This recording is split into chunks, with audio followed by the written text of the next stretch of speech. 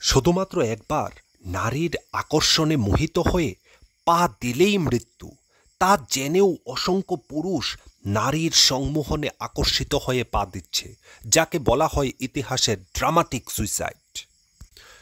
সমস্ত জীবন রানীর সেবা করে যাওয়া, রানীর খাদ্যের জোগাড় করা, রানীর ঘর নির্মাণ করা এবং বিনিময়ে সমস্ত জীবন উজাড় করে দেওয়া, এ যেন এক মধ্যযুগীয় ইতিহাসের কাহিনী উঠে এলো। কিন্তু শুনলে অবাক হবেন, এটি কোনো মধ্যযুগীয় রাজকীয় বা আমলাতান্ত্রিক ঘটনা নয়, এটি হলো মৌমাছিদের জীবন। ঠিক সুলতানি কৃতদাস ব্যবস্থার মতোই এর মধ্যে আছে রানী, এর মধ্যে আছে পুরুষ, এর মধ্যে আছে কৃতদাস। আজ আমরা মৌমাছিদের জীবনের কিছু অদ্ভুত ঘটনা আপনাদের সামনে শেয়ার করছি। মৌমাছিরা মৃত্যুর জন্য মোটেও ভয় পায় না। একজন মানুষকে মারতে হলে প্রায় 1100টি হোল বিষের প্রয়োজন। আনুমানিক 1 কেজি মধু সংগ্রহ করার জন্য 1100টি মৌমাছির প্রায় 90,000 মাইল পথ ঘুরতে হয়, যা কিনা চাঁদের কক্ষপথেরও প্রায় 3 গুণ। ফুলের হিসাব করলে দেখা যায় 1 কেজি মধু সংগ্রহ করার জন্য প্রায় 40 লক্ষ ফুলের পরাগরেণু স্পর্শ করতে হয়। সব কিছু ঠিক থাকলে ভালো মরশুমে প্রায় 55 কেজি মধু জমা হয়।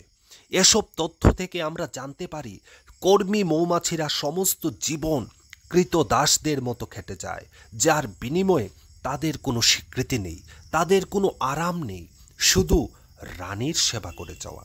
অপরদিকে রানী মৌমাছিটি শুধু খায় আর ডিম পারে। রানী প্রতিদিন 1500 থেকে 2500টি ডিম দেয়। পুরুষ মৌমাছির স্বভাবটাও বেশ অদ্ভুত।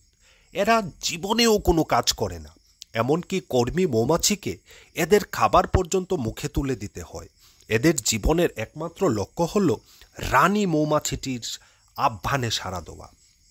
মিলনের মরশুমে প্রতিদিন দুপুরবেলা চাকের সর্বাধিক সক্ষম পুরুষ মৌমাছিগুলি একটি নির্দিষ্ট স্থানে জমা হয়, যাকে বলা হয় পুরুষ ধর্মসভা।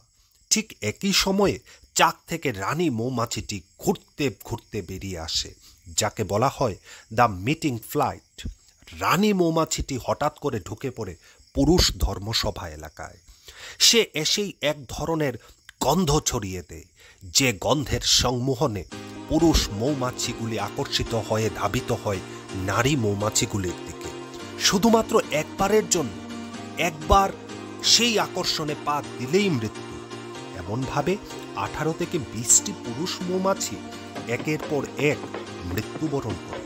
অদ্ভুত ব্যাপার হলো, কিছু জেনেও পুরুষ মৌমাছিগুলি শুধু বেঁচে থাকে একবারের জন্য রানী মৌমাছিটির আহ্বানে সাড়া দেওয়ার জন্য, যাকে বলা হয় ইতিহাসের বিখ্যাত ড্রামাটিক সুইসাইড। একটি মৌচাকে শুধুমাত্র একটি রানী মৌমাছি থাকে। রানীকে কেন্দ্র করেই মৌচাকটি গড়ে ওঠে। যদি কোনো ডিম থেকে স্ত্রী মৌমাছির জন্মও হয় না, শিশু স্ত্রী মৌমাছিটিকে কর্মী মৌমাছিরা লুকিয়ে রাখে যেন রানীর নজরে না আসে। রানীর নজরে পড়লেই সেই শিশু স্ত্রী মৌমাছিটির নিশ্চিত মৃত্যু। শিশু রানী মৌমাছিটি বড় হলে 2 রানীর মধ্যে যুদ্ধ শুরু হয়।